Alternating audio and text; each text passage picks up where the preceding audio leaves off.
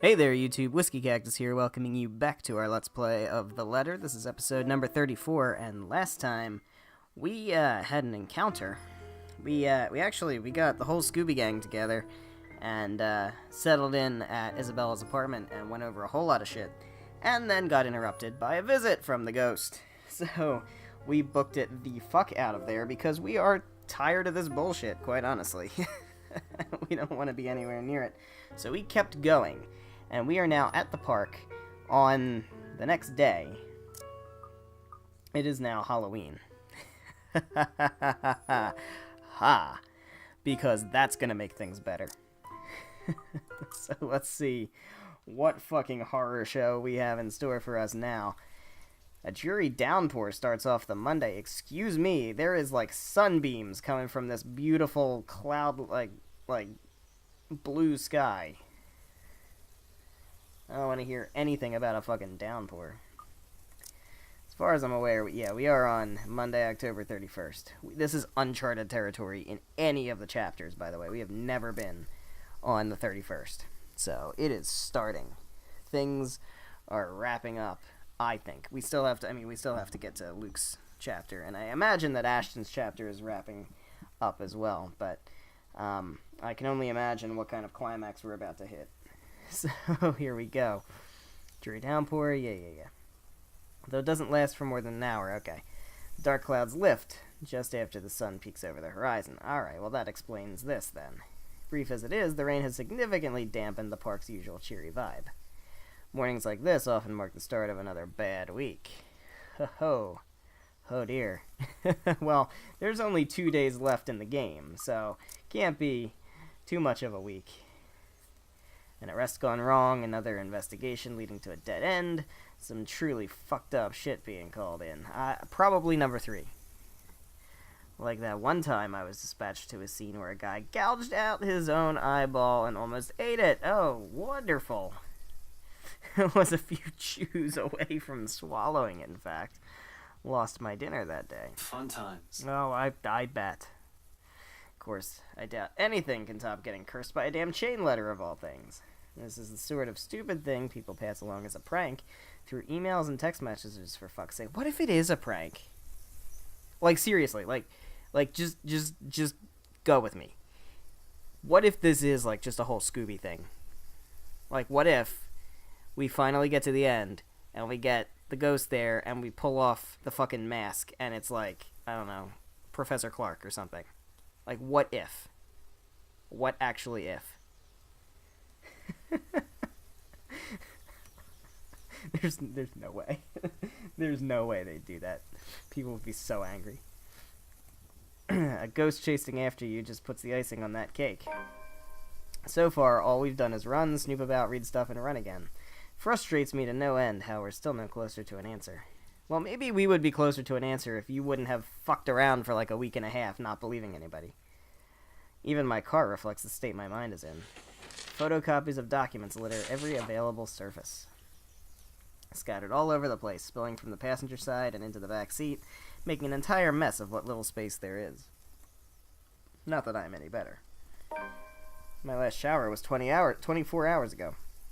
Haven't slept at all. My last meal was that chocolate porridge thing Isabella offered. I still don't understand how you could look at that and not want to just scarf it down. Like, it looked like the most delicious thing I've ever seen.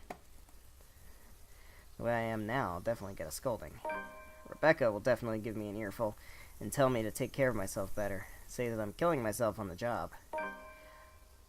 I can already hear Isabella complaining how dark the bags under my eyes are getting and about how I reek and how I need to shower pronto. I love how, like, every time he mentions a different character, it pops up saying story updated. Because I guarantee you this is all triggered based on different flags. Right? So, like, if we killed Rebecca, it would have been a different thing, and a different, like, story update would have been there. So, there's a ton of routes. Obviously, each character can live or die in multiple different ways, it seems like. Because, especially with the Becca arc, like, there was a choice that got her killed regardless of the QuickTime event, but there was also a choice where I faced a QuickTime event and could either live or die. So, there's different ways that the characters can die, and there's so many different ways the story can go. obviously, we're 34 episodes in. I'm not doing anything more than the playthrough I'm doing now. So I'm not going through and doing other routes and everything. But there's an everybody dies route, there's an everybody lives route. Apparently there's a true route where certain characters die and other characters live. I'm not sure about that. I haven't looked into it. I've tried to stay away from spoilers as much as I possibly can, but I do follow Yang Yang Mobile on Twitter, which sometimes is not always the easiest way to avoid spoilers. But I haven't been spoiled on the core of the story, so like, I still don't know what the actual deal is. But I do know like about the different routes and like the true ending and stuff like that. So I highly encourage you guys to pick up this game and try all the different routes. I really do. I will probably try to do them myself at some point. At some point. I have no idea when. I doubt I'll do it on screen or on the channel or anything, but I will try to play different paths through the game just to see what the different stories are. But all that aside, I can already yeah. I can rest easy when this is all over. Yeah, we'll see. It's not that I can't feel the pang of hunger. With that woman chasing after you, it's difficult not to feel anything other than horror. The rush of adrenaline coursing through my veins in my desperation to survive. In fact, I can still sense the ghost of her touch. Ooh, clever. From last night. Her bony digits, oh god. See, everything about this game, it's like, the one complaint I have is like this, not even the writing. The writing is okay, but the actual words, the grammar, like sometimes it's really lacking. Except when it describes the ghost, it's ridiculously vivid. Her bony digits wound tightly around my ankle, and that horrid smile she has on her as she pulls me closer. The memory's enough to send a shiver up my spine and make me antsy. Perhaps the only thing comforting about this is the sight of my gun nearby. From my dashboard, sunlight glints off Ophelia's surface, so that's what Ophelia is. It's his gun. Normally I keep it hidden in the compartment. You give it a name, but you don't refer to it by a gender? Come on, man, what's up? Unless the gun decides not to identify. Maybe the gun's non-binary, who knows? It's 2018. Guns can choose whatever gender they want. Luxembourg police regulations only allow authorized people to carry firearms, and even those are limited. I do have that authorization, but I never really saw the need for its use. When the standard issue tasers are more than good enough to incapacitate anyone, you are clearly not from America. If not, I can always throw them on their back. Those judo lessons Dad forced me to get as a kid had its uses too. On a ghost, though, all of those will probably yield the same result. They're all useless. I might as well use a stick. However, it's the feeling of ease I'm after, or what little I can gather from it. The awareness that I at least have something to protect myself with in case things go wrong. That I can still protect the people who are still depending on me, despite the missteps I've taken. Doesn't take the edge off, though. The feeling that your whole body has been strained far beyond its capacity. Frankly, I'm already running out of steam. So many. Just so many. This is clearly a point where, like, all the different roads combine, and it, like, evaluates where we're at. The only thing pushing me right now is knowing someone's still depending on me. A stretch is still in order, though. I've been sitting here since last night. Soon I step out from my car, closing it behind me with a thud as I take in my surroundings. The rain did wonders. The morning air feels crisper and cooler than it has ever been in days. For once, the weather seems to be taking a turn for the normal. Luxembourg's normal. In the distance beyond the building lining the horizon, dark clouds are blowing in. I don't see them, unless you're talking about this over here. A storm might be due this evening, give or take. Storm on Halloween, oh dear. Yeah, shame for the people looking forward to Halloween tonight. I'm just not sure whether this is something I can look forward to as well. Still, I bask in the change it brings. Inhale, exhale, breathing in, taking in the peace, as if it'll be my last. Still raising death flags. But as with all the good things, the quiet shortly comes to an end. I swear to God if Kylie is here. Not necessarily a bad end. Ah, clever. The chatter reaches my ears first, halting my movements. Sure enough, when I glance up, I find them, Zach, Rebecca, and Isabella, just as they've entered the park grounds, bags of convenience store food in hand. After last night's flight from Salem, we've elected to stay the night here, unsure if our own homes will still be safe.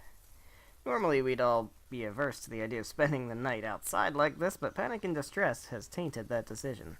It's not like any of us has gotten an ounce of sleep anyway. On the off chance one of us did, it only lasted but a second. Or it's a fitful one. But looking at them right now from afar, it's easy to mistake them for just a group of friends on a day out. Isabella's gesturing wildly with her arms as she talks. Something funny or amusing, probably, because it's soon followed by Zach's booming laughter and Rebecca's giggles. Their voices fill the atmosphere with light air, temporarily easing off the disheartening mood. It's easy to pretend we're not knee-deep in a life-and-death situation the way they're acting now. If anything, it's only their appearance that betrays that mask. Slightly disheveled, bags under their eyes, an exhausted curve in the shoulders, and dragging footsteps. The closer they get, the more obvious these signs are to the naked eye. Zach tosses an energy drink my way the moment the distance allows it. Isabella hands me the other bag she's holding before seating herself on the edge of the fountain. The scent of warm food immediately wafts from the bag when I open it, carried further by a passing breeze.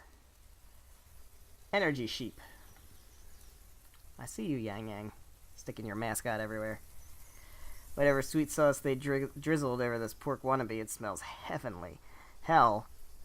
Ay. Even the sorry-looking vegetables seem appetizing. Heavenly and hell right next to each other. Look at that. That's something in English class we would have had to analyze. Despite myself, without even checking exactly what this is, a hunger swiftly takes over every rational thought I dig in without waiting for them to start. The rest of them appear to be of the same mind too. Soon enough, they also start with theirs. No casual talk while we fill our empty stomachs. Exhausted as we all are, food is something we can't forgo. Starvation dulls the thinking, weakens the body. If we are to survive this, we're going to have to take care of ourselves first. In a matter of minutes, we're done and dumping the empty cartons on a nearby waste bin. Along with it, it's a shift in the mood. Back to dismal. Back to the problem at hand. The comfortable atmosphere from minutes ago was nice while it lasted. Admittedly, I've missed these kinds of moments between us. Never had the chance. Always busy on some project or work. The things we've taken for granted, now we're realizing how valuable they are. The world has an awful sense of humor. While the one we've just had is short-lived, it's another thing I want to look forward to. If we ever free ourselves from this damn curse, I'd like to believe there's a way. For now, we have to focus back on the present. This. Dead people. The letter. The curse. It's not simple to bring these up, but necessary. What now? Where do we go from here? I don't know, man. Where do we go from here? Maybe Luke Wright will know, because he still has to have his chapter. It's not a question directed at anyone in particular, but they all look to me as if my face has all the answers in the world. Fuck! Don't put all this pressure on me! I used to think so, back when I was at the top of my game and still sure of everything. Now there's just uncertainty sullying whatever decision I come up with. At some point, logic has simply stopped working here, and we've started grasping at straws. Along with exhaustion, fatigue, and stress, we have enough kindling to get a fire burning. Oh, hello! What up? The not-so-pleasant kind of fire.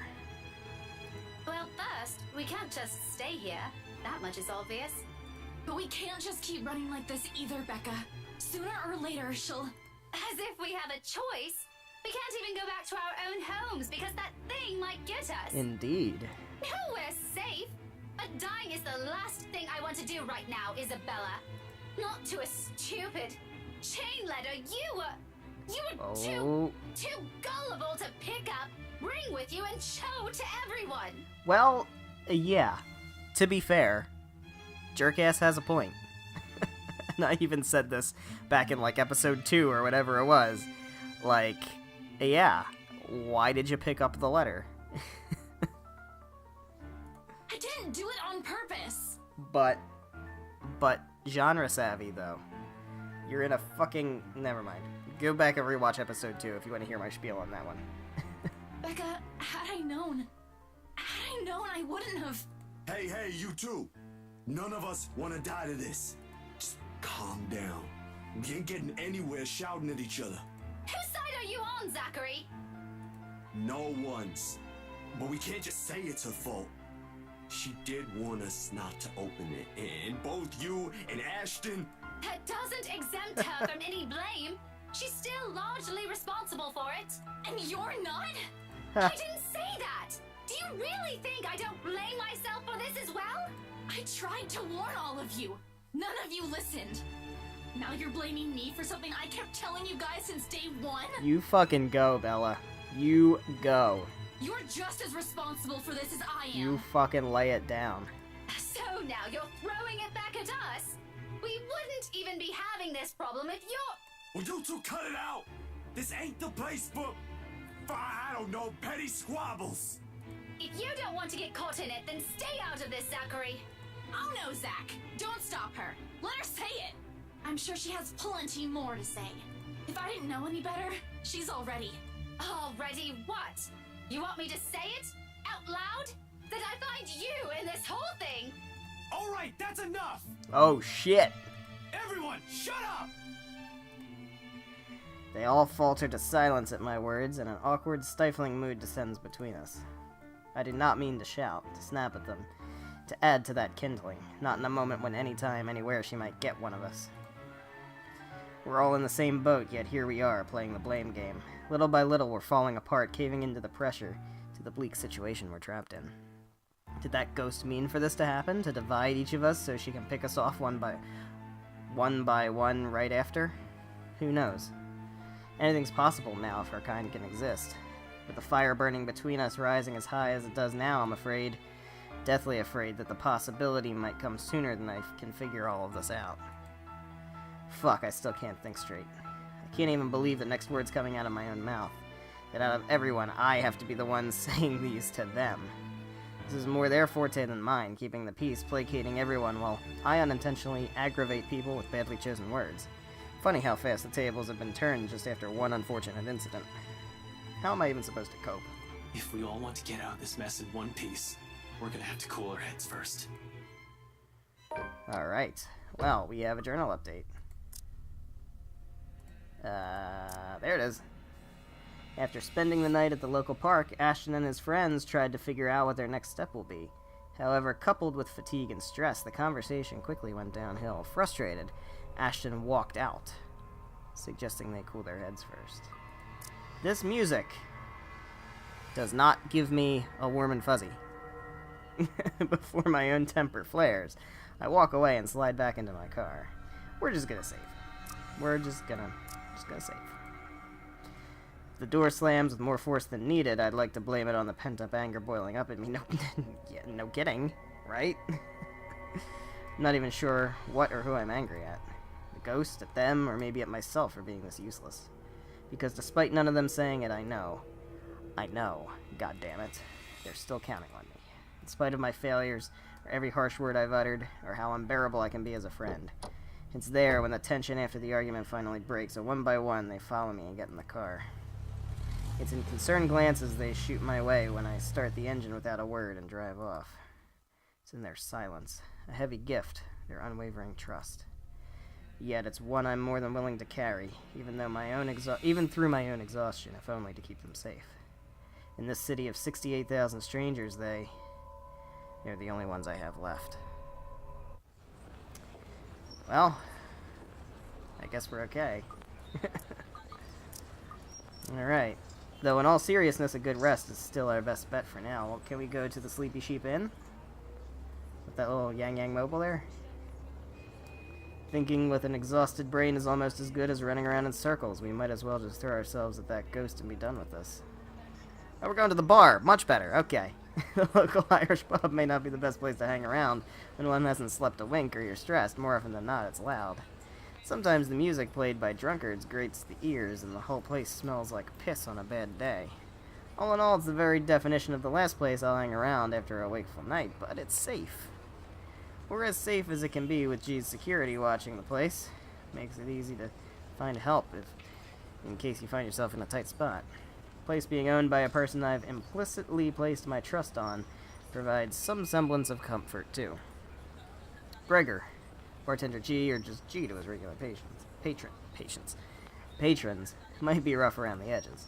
Sometimes a bit too gruff for a man serving drinks behind the counter, but he belongs to the good folk of this city.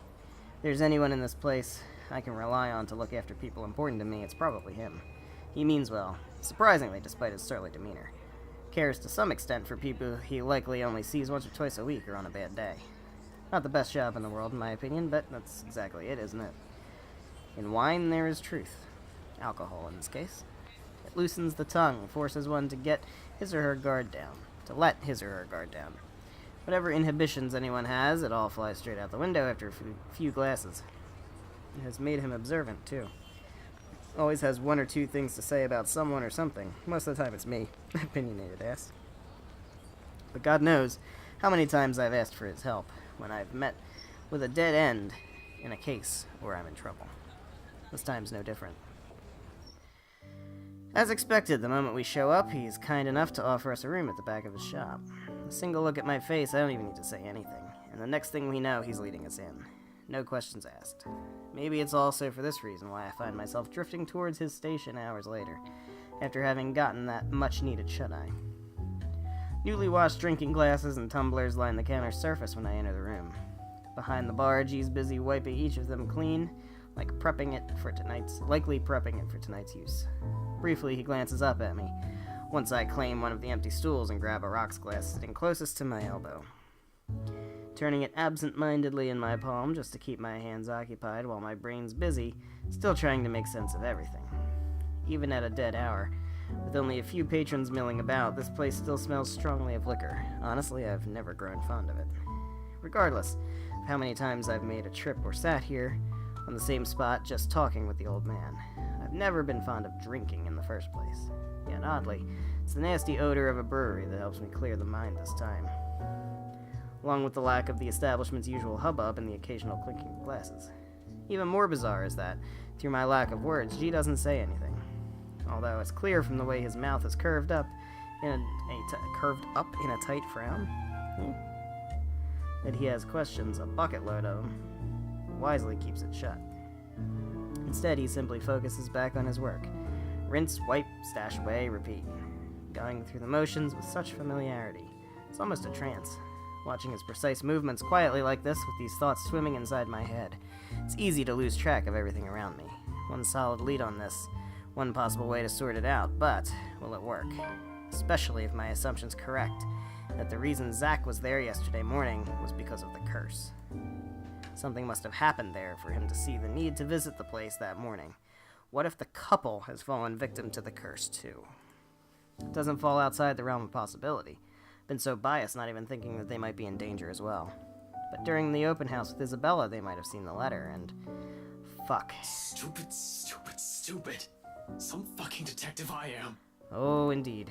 That's likely the moment when Cooper saw it. If the logic holds, I need to hurry there right away, and if there are any answers anywhere, it would be there. It should be there where all this fucking mess started. I knew there would be a final thing in the mansion with everybody. They have to find Marianne. I really hope they find Marianne.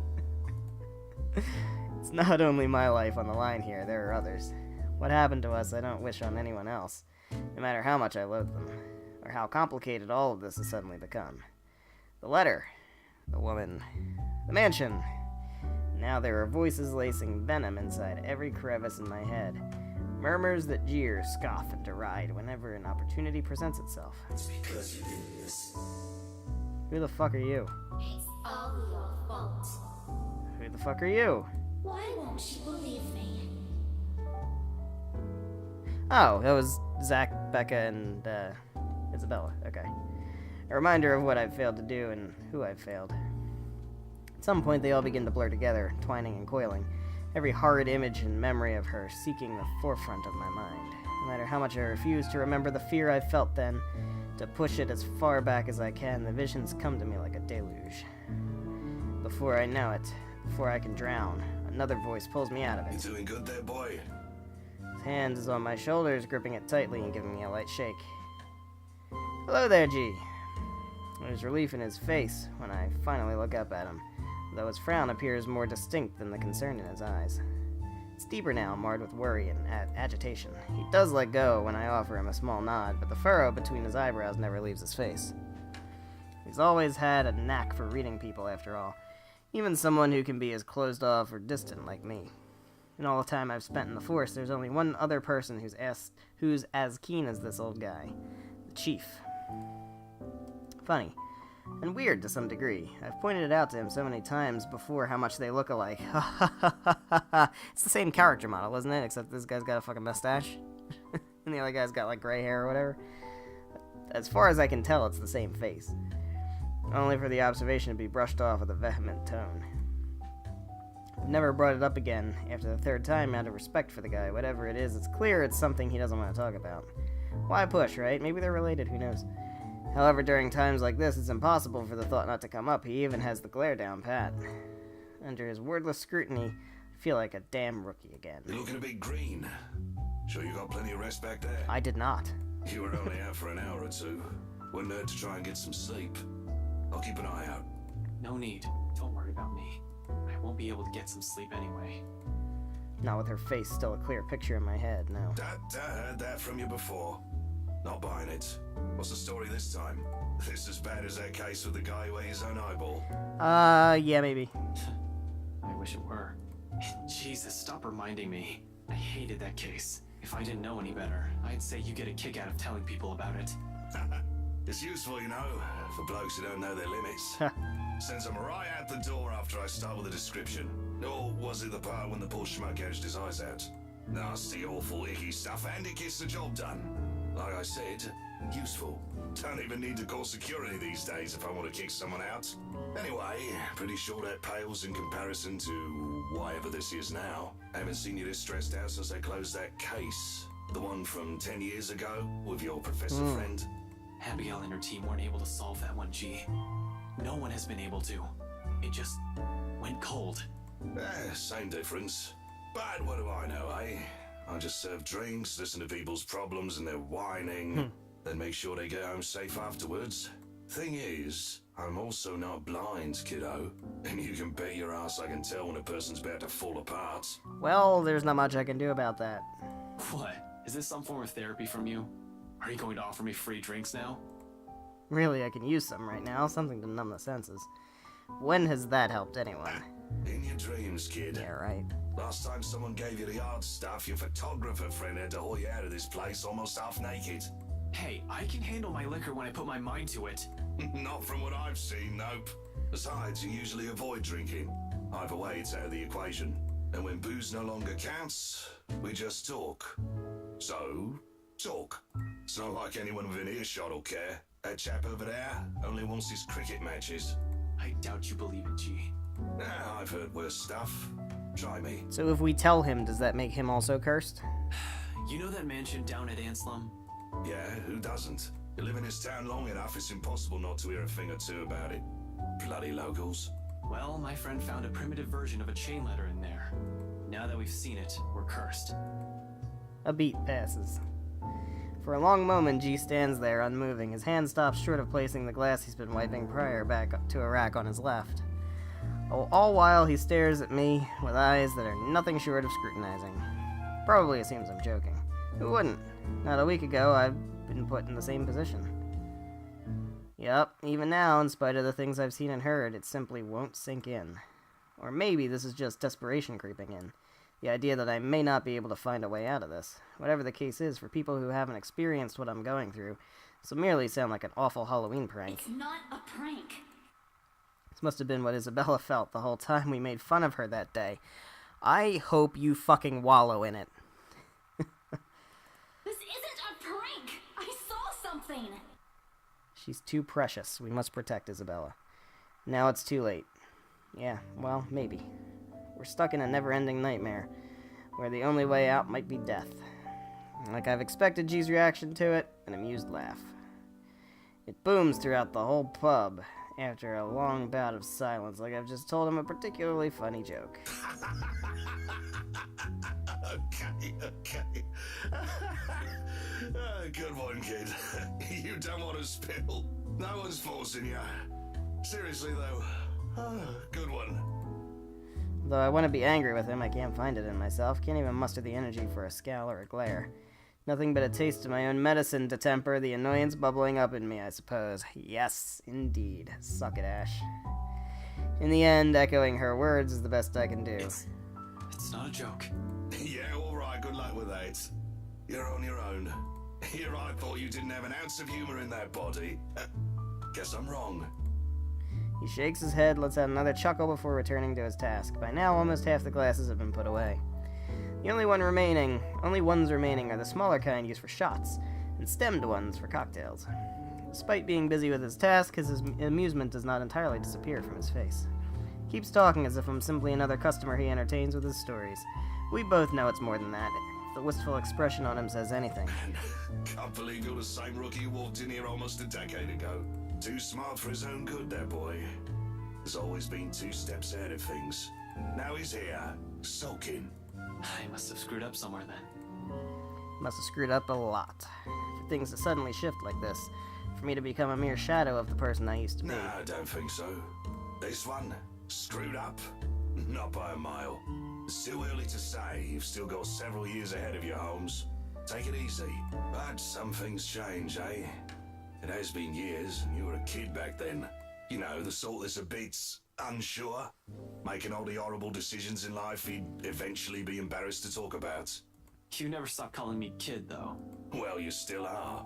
It's just that this time, you're sure of who that badge and gun is for. What was it you police types usually say? To protect and serve, yeah? Significant pause follows at its heels. From both of us, as he allows its meaning to sink in and spur something in me, stirring a feeling both heavy and forceful, but not completely unwelcome. Familiar. Though before I can even clarify what he's trying to imply or gather my thoughts on the matter, G turns away to begin his work on the silverwares. Alright, well. We have, after the argument at the park, Ashton took his friends someplace where they could rest. G, while the others were sleeping, the detective and the bartender had a little chat about the past and what had changed over the years. He'll need those too once more of his patrons come in for lunch. Slow and easy, a sharp contrast with the strained air we've been waiting through these past weeks. A fleeting moment, but one I allow myself to relish, if only because of its absence lately. The way things are now, this is almost a gift. So when it all ends with the loud shuffling of foot from the adjacent hallway, a sigh is all that leaves me. There's no need for me to look up to know who it is. Zach's treads alone are telling. There's always a weighted set to them, steps that are taken with a lazy cadence. Like he's always trying to make himself smaller, less conspicuous than he actually is. In a place he's unfamiliar with, he also tends to linger, stand awkwardly at the sides, as if he's all too afraid to break something. That or he's waiting for permission of some kind. Either way, he's never been the kind to barrel headfirst into things, or forego courtesy despite appearances. Much like how Rebecca's mother Henning belies her fiery temperament, or Isabella's rare displays of maturity appear at odds with her youth. There's been a lot of those in my life, it seems, more so from the people I've grown closer to over the years. Walking contradictions, we all are. It's a wonder how we ended up as friends in the first place. But maybe that's also exactly why. To some extent, there's still an understanding in there, in knowing that no matter how long you've been together, or how familiar you are with a person's habits, or how many lifetimes there might be for all of you, one can never fully know a person. Sometimes it works because they merely chose to stay. Sometimes it's as simple as someone extending a hand first for an apology, regardless of every hurtful word said. Hey. Hey, Ash? Sup, Zach? This time I glance at him briefly, gauging the mood. Not because reconciliation's an issue for me. Between us, it never will be. But somehow this is another thing I'm all too afraid to see crumble in front of me. One wrong word, if this is going to end in another argument, we might as well stop as early as now. There's another long pause from him, during which he can't seem to figure out what to do with his hand. In the end, he chooses to stuff both into his pockets and train his eyes at the now empty space behind the counter. Without our notice, G has slipped back to the kitchen, leaving only the two of us and everything awkward in the world at the moment. Still, Zach trudges on, a hopeful tone slipping into his voice simply because it's the only thing he knows to do. Did you, get any sleep? Not really. It's a start, at least. A stiff one, but a start. Least I can offer in return is that rare honesty. For a few hours, yeah. Curt, brusque, not an ounce of friendliness in it. In spite of it, Zach takes it as a sign. Relief washes over him as his shoulders relax, and he releases a tense breath. Soon he's closing the distance he has put between us and flops onto the chair to my right. I think the better question is if the dreams are pleasant. And for the record, No. Indeed. Yeah, I know what you mean. I get those a lot. He shifts in his seat, coughs, drums his fingers on the counter for a short while, then falls silent. That's it. No apologies. Somehow, that short exchange is all we need. The air changes again, much like everything we've known lately. Maybe not for the better. Not yet. However, it's less suffocating, less hostility and resentment, the kind where it's easy to pretend, easy to forget. Not that it's a thing that'll happen anytime soon, but one can dream. In a situation where death might come knocking any time, it's this little hope we cling to. It's these little things we wish will happen again. I'm not an optimistic person by nature. Hopeful maybe, but never optimistic. Though I want to believe there's a way we'll live through this nightmare. It's just funny how it took all of this to spur these kinds of thoughts in me. Can't even remember the last time something like it has occurred to me. For some reason, after seeing one harrowing thing after another, I've simply forgotten. Why are you suddenly smiling like that? Huh?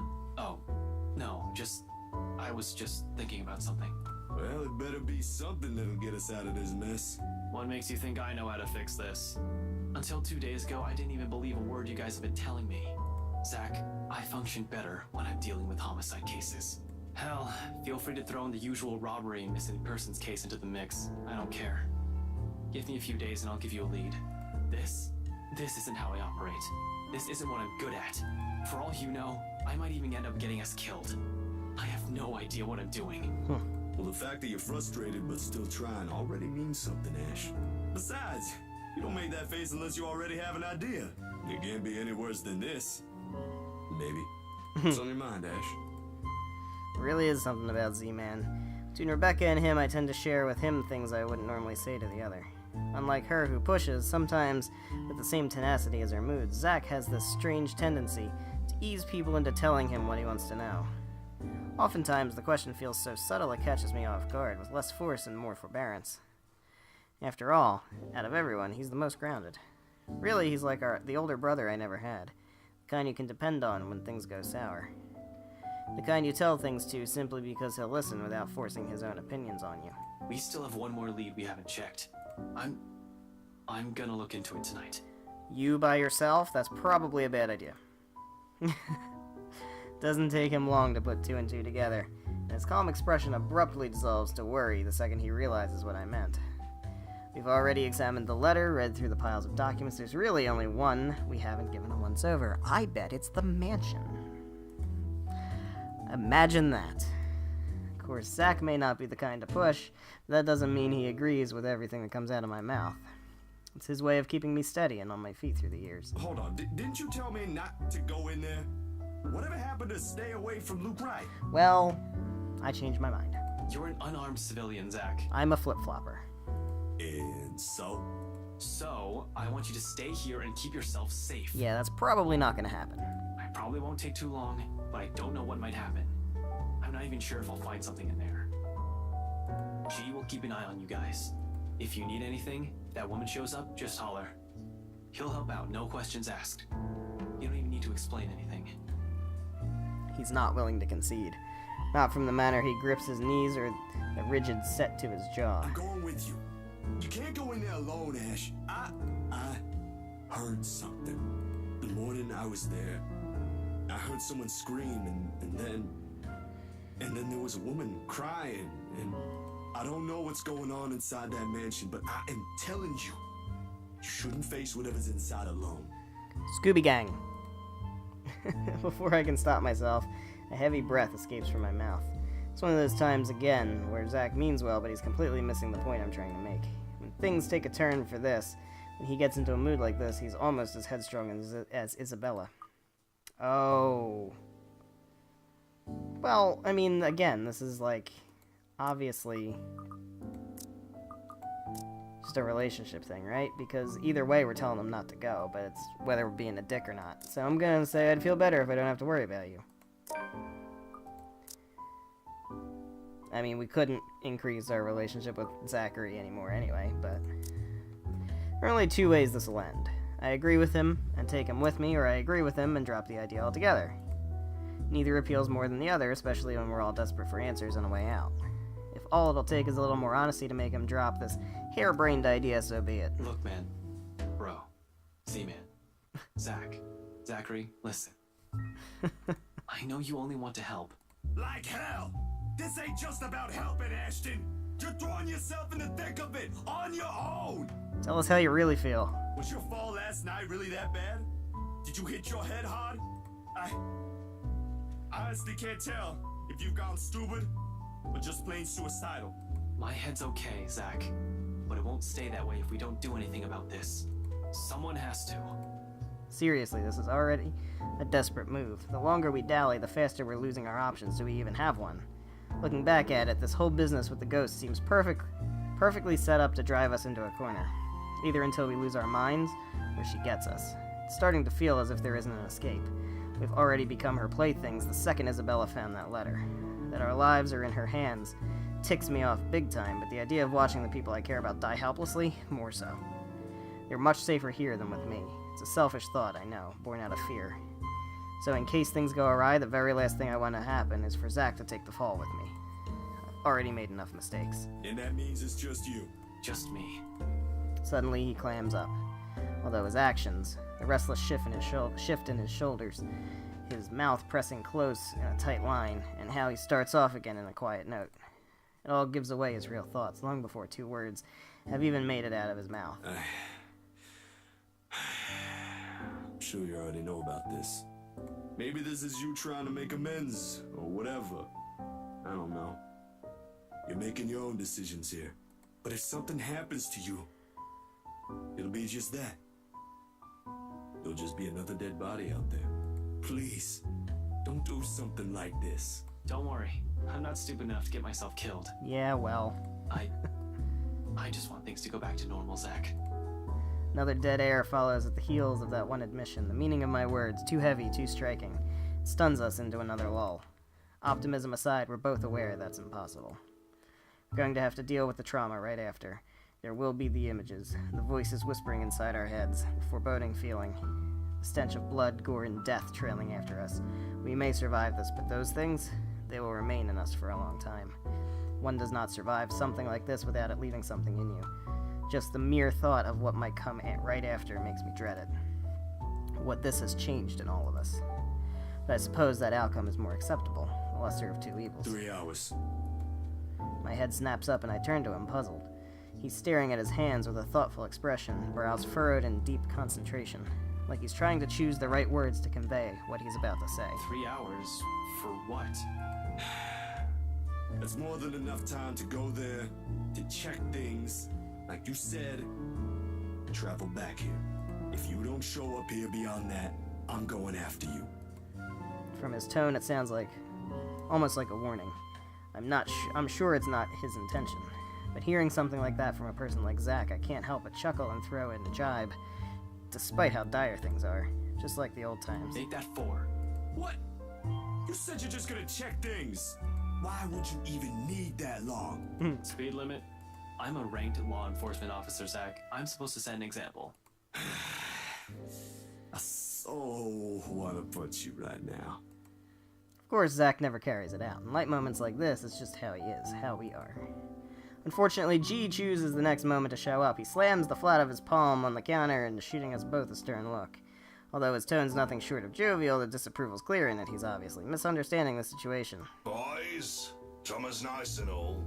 I used to watch these bloody god-awful afternoon serials with one of me brothers many, many years ago. But listen, I am not having one in my pub, all right? You do want to fight? Go out. Pregnant pause. Then without any preamble, Zach and I are both snickering and G's glower melts into confusion. We both show no sign of stopping. He simply shakes his head and turns away. I'd like to think it's better this way, better that we part on light terms, so Zach won't have to see every little insecurity, every little doubt in me right now. He's seen enough. The last thing I want him to glimpse is another display of weakness. Not when he still stares at me with the same unerring confidence in his eyes. When our mirth dies down, before anything can be said further, before I change my mind, I step away from them, giving Zach's shoulder a few quick pats, mumbling a lame excuse about taking another short nap under my breath. altogether burying the stray thought that flashes fleetingly in my head. Zack has seen me at my lowest plenty of times. Why does all of it matter now? Well, we have another new journal entry. We have Zachary's arrival interrupted Ashton's conversation with G. Left alone, the two attempt to mend things between them, only for things to almost turn sour after Ashton revealed his plans to return to the mansion. His friend eventually acquiesces after Ashton agreed to a time limit. Alright. ... Okay, so I think this is a good spot to go ahead and wrap up today's episode, so thank you guys so much for watching. If you enjoyed this episode, please be sure to leave a like and a comment down below, and make sure you're subscribed for more episodes of The Letter. Next time, we will continue on, and I imagine we will be going to the mansion. And I imagine everybody else is going to show up at some point, and every character will be in the mansion. And things are going to happen. So that's my anticipation. I hope that comes true. I hope you're looking forward to it. Yeah, so I will see you in the next episode. Goodbye.